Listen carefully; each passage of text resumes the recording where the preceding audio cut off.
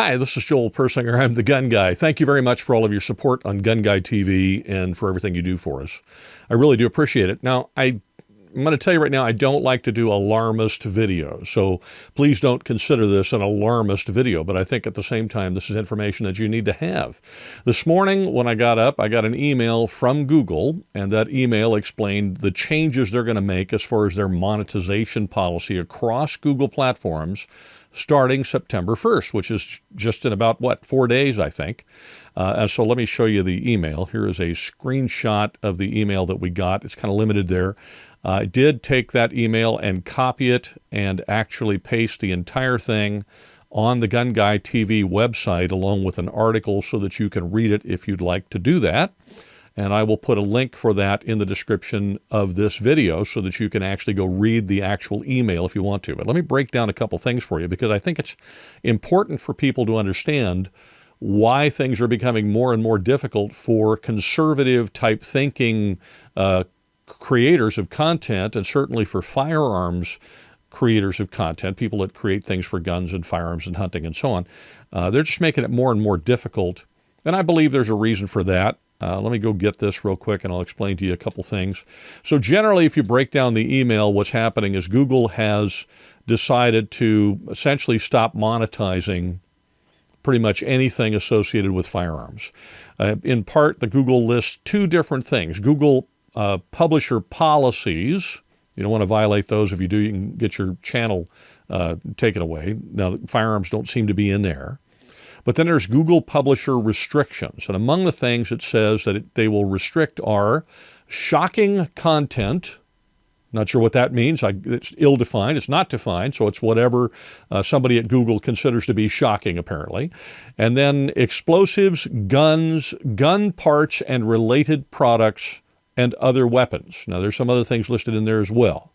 But guns, gun parts, and other products, I assume, would be reviews on any firearms-related product. So anytime we do reviews on an optic or a stock or a target system or anything like that, those things will not be monetized by Google starting September 1st. In other words, the content creator cannot make any advertising revenue from Google. Now, they further go on and say, and then other weapons, I assume that knives or anything like that are going to be included in there as well. Let's see. Google Ads, here's what it says. Google Ads, formerly AdWords, will continue not to serve on any of this restricted content. In other words, they won't put ads sold by Google on any of this restricted content. Well, YouTube is owned by Google. It will only receive ads from other advertising products or via the use of direct deals between the publisher, that would be me in case of GunGuyTV, and advertisers. In other words, if I sell an ad on to somebody and I put a little short ad on a video, I can do that, but they are not going to do it unless there's some third-party organization that puts ads on videos. I don't know that exists.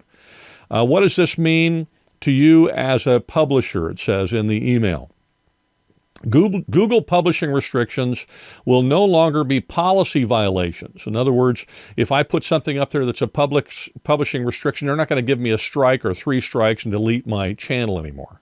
Instead, it says, we will restrict advertising on that content as appropriate. In some cases, this will mean that no advertising sources are bidding on your inventory and no ads will appear on this restricted content. So essentially what's happened is Google and YouTube and its various platforms have been unsuccessful in chasing firearms channels and conservative type channels away entirely. So what they're going to do is just try to starve them to death by taking away monetization entirely. I'll talk about that here in just a minute. It goes on to say, so while you can choose to monetize content covered by the Google publisher restrictions, doing so will mean you will likely receive less advertising on this restricted content than you would receive on other non-restricted content. Which is a nice way of saying produce videos that we agree with and we'll make sure that you get more money. Produce videos we don't agree with and you're not going to get any money or you're going to get less money than you got before. Okay. Do I care? Yes, no. Here's some issues though. And this I did put in the article, so I will put a link to the article I wrote on GunGuy.tv this morning in the description so you can look at it. And you can look at the actual email and you can read the article, and that way I don't go through the whole thing all over again here. But here's the issue. It is becoming more and more difficult for creators of firearms-related content to actually do it because it does cost a lot of money to produce content. People say the internet should be free. I get that. I hear that garbage all the time. And you're right. The internet should be free, but certainly producing the content is not. Just for GunGuyTV alone, we've spent over $20,000 on just equipment, and that doesn't include the cameras.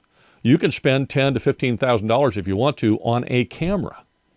One. $5,000, whatever. So I'm talking about just lighting and other stuff, audio equipment and various and sundry things that we've had to buy in order to produce quality videos with quality audio and quality video for GunGuyTV. In addition, there's costs with websites and website development and hosting and the audio podcast we actually have to pay to distribute it. And there's a lot of bills associated with doing this. And those aren't the recurring costs, which are things like just fuel, ammunition, and travel expenses and those kind of things. This is just having the audio and video equipment and editing equipment, all the stuff that you have to have in order to produce quality videos. There's a huge expense, which arguably most YouTubers, including me, they kind of do it over a period of time. So it really shocks you when you add it up after you've been at it for 5 or 6 years and go, holy smoke, look what I spent. So it wasn't money we spent all at once, but we did spend, I've spent over 20 grand just buying equipment over a period of time in order to do this. Well, if YouTubers know that it's going to cost them more to produce the content than they're going to actually make, then Google is going to succeed in chasing a lot of these channels away. Particularly the smaller ones are the ones that just can't make any money. Now, I don't make a living on YouTube. I make a living from practical defense systems. And so what we did is we created some different avenues to help fund GunGuyTV. And so you've probably heard me talk about them a million times. Things like if you go to the GunGuyTV website, you'll find that we have a GunGuyTV store.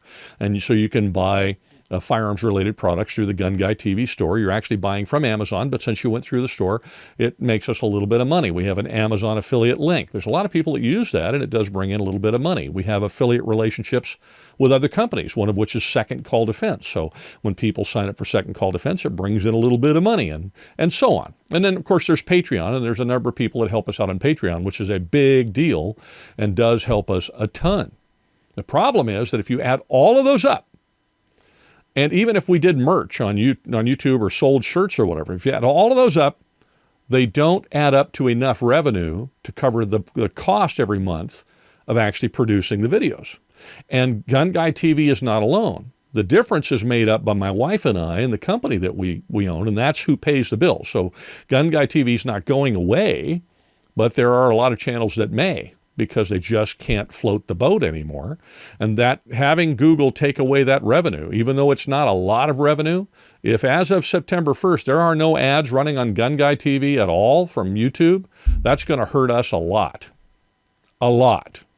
because we're already not bringing in enough money to float the boat. We're just not. And so there's an additional chunk of money my wife and I have to come up with out of it. So here's the thing, and this is why I bring this up. I'm not begging you for money. I'm trying to make sure that you understand that in order to produce this kind of content, regardless of which firearms channel you like or which conservative person you like, you want to watch conservative thinkers or whatever, it costs money to produce this stuff. It really does. It's not an inexpensive proposition, and you don't just get your cell phone out and go out and shoot videos and have them actually sound good and look good. You got to have some expensive equipment. Just this microphone I'm using right now is $300 or $400, not counting the stand and some other things. That doesn't include the microphone I'm looking at that you can't see, or the lighting that makes me look decent, or the background that I've got behind me, or any of those things. So these things all cost quite a bit of money. And there are people who are attempting to make a living on YouTube. I just don't happen to be one of them. So if they can't make it fly, if they can't float it, and they end up upside down, they're going to have to shut the channel down. So why do I bring this to you? Because first of all, you have to understand as a viewer of YouTube or a subscriber of channels that channel owners have some tough financial decisions to make ahead of them. They're going to have to decide, do I want to continue or not? That's one. Another is, do I start selling advertising on my channel? That's another. Do I start other ways of making money? I listed some that we do, or selling merchandise or whatever. Do I start in some way monetizing the channel myself because YouTube isn't going to do it anymore? Well, that's probably what a lot of them are going to have to start doing. They're going to have to start selling coffee cups and merchandise of various different kinds, or coming up with different ways to fund the channel. And certainly they're going to ask you to contribute either on Patreon or in some other way. And you can choose to do that if you wish. Here's the issue, is every time, I'm going to tell you from my personal experience, every time I do something like that, every time I take a little bit of time at the beginning of a video to mention a way that you can help GunGuyTV stay alive, I get comments from people complaining that I'm spending time doing that. I'll have people post on the video, okay, the video actually starts at this time with a link because that's just a commercial before that. And so people click on the link, they skip the whole thing, and it doesn't help fund the channel. So you have to understand as a viewer, I'm just sharing with you, just between you and me, you've got to understand that this costs a lot of dough. Okay?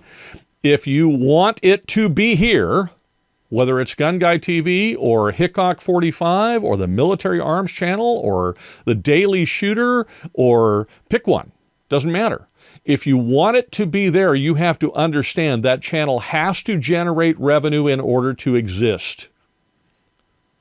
So gun channels now, if this really happens, this is what YouTube and Google have sent out. And again, I've posted it on the GunGuyTV website with a link so you can go read it.